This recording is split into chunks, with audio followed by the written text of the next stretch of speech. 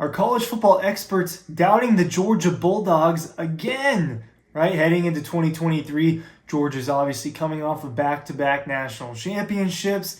And if you look on all the websites, if you look at Vegas, according to Vegas, they have the best odds to win the national championship again this year, and that would mean a three-peat for the Georgia Bulldogs. We saw last year some of this doubt was self-created by the Georgia Bulldogs program, and I'll talk about that a little bit. But heading into this thing, there are some experts that don't have Georgia as the best team heading into the 2023 season. They don't think Georgia's going to be the best team.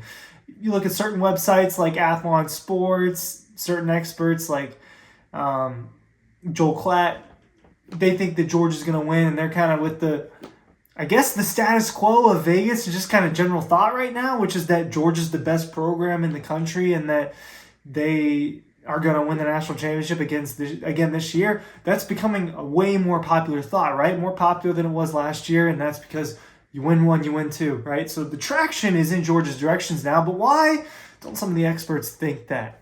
Ryan Keller from Dawg Post talking about which experts think and why they don't. I'll keep it pretty brief. It's the ESPN guys for the most part. I have no hate. This isn't a hate. It's a discussion.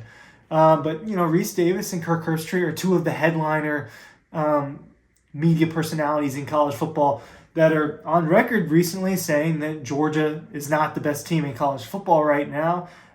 Reese obviously saying Michigan was his number one team heading into this season, and that Alabama and Ohio State have really talented rosters in addition to Georgia's. Kirk Herbstreit talking about how he had both Alabama and LSU ahead of Georgia in the SEC, not just in college football, but in the SEC. He has Alabama and LSU ahead of Georgia heading into this season.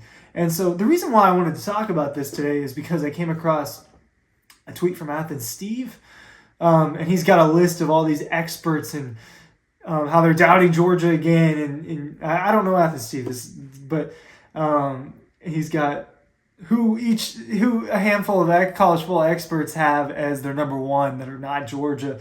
So of course he lists Reese and Kirk Herbstreit with Michigan and Alabama as number one. Some of the things in his list are inaccurate after I did some fact checking, Joel Klatt being one of them. I've seen, unless there's something more recent where I'm not seeing it, I've seen Joel Klatt say that Georgia's the definitive number one heading into this year. That was in May. So unless I'm missing something, right, Joel Klatt thinks Georgia's going to be number one. Chris Doering was on Athens Steve's list, and he had him at Alabama's number one. And Chris Doering actually tweeted at him that he has Georgia winning, right, and he has Georgia's number one. So there are some people, but it's the ESPN guys. And you know what it is? It's the quarterback situation is kind of what it comes down to. It comes down to Carson Beck. It comes down to this guy that is in the Vanderbilt section of Dawg Instruction this season. Carson Beck, right? That's one of the pictures in Double Dogs this season. If you want that and you want the preview magazine free for 2023, get Double Dogs right now. You can also get Dawg Instruction, our book from the 2021 National Championship run. Both of those are available in the link down below. Carson Beck, right? He's probably going to be the starting quarterback for Georgia unless something changes and there's some secret thing going on for the Georgia football program. Carson Beck's going to be the starting quarterback for the Dogs when September rolls around, right? He was the best quarterback at G-Day. He's been the presumed starter. He was the backup quarterback for Stetson Bennett last year. He is the longest tenured guy in the program for Georgia for this season as in the quarterback room. All signs lead to Carson Beck, and I think he is the right guy for the job. And he's never started a college football game in his life, and he hasn't played the majority of a college football game in his life, right?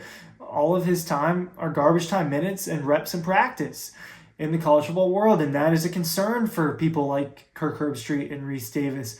And, reason why maybe Michigan's number one, because they have J.J. McCarthy, a guy that, let's see if he's behind me. Damn, bad timing. All right, I usually get that right. But people like J.J. McCarthy in Michigan have more returning. It's a valid point that Carson Beck hasn't started. It's a valid point that we don't know what this quarterback is in college football.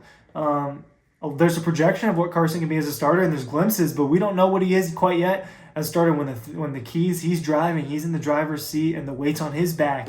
When the Georgia football program weight's on his back, and there's a lot of attention on him, we don't know what Carson Beck is yet.